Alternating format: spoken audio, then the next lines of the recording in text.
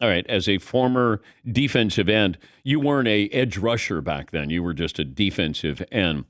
Yeah, Give right. me what roughing the passer was back when you played.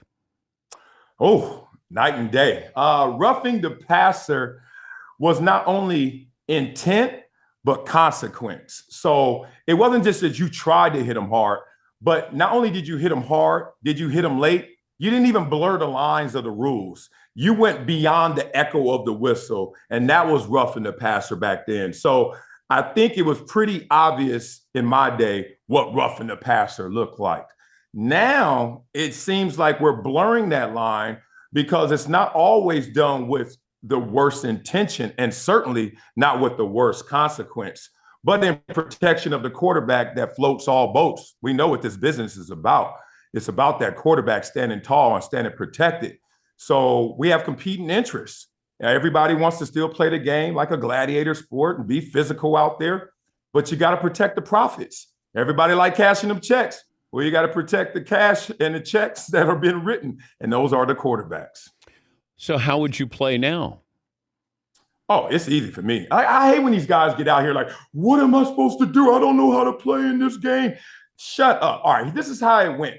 They changed the target area maybe like a decade ago. And guy after guy complained, what am I supposed to do? I've been hitting people this way for decades. And they start finding them and finding them. And once they start finding them, those players start adjusting.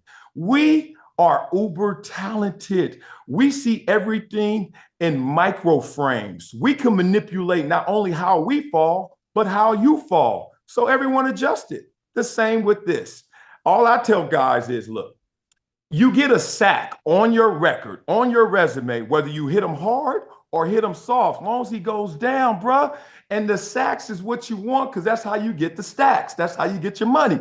So who cares if you're going out there and make sure it's an exclamation point? Just get the dude on the ground so he can survive and we all get paid. But what did Chris Jones do wrong in his sack? What he did wrong is what his initial intent, and you got to watch it as I'm speaking through it to actually get this. But Chris Jones was coming in to try and lift him, to try and DDT him. You want to know why? Because his feet lifted off the ground. Now, when you're running, you have to have one foot on the ground in contact. You're running. Even if you're running through someone, you still have a foot on the ground. Chris Jones lifted his feet. You want to know why?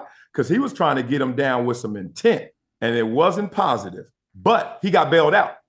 I wouldn't have called roughing the passer on that one, but I see why they did it. He got bailed out because the ball came loose on the strip. Okay. And since the ball came loose, then all bets are off. Oh, I'm just landing on him because the ball is coming out underneath him.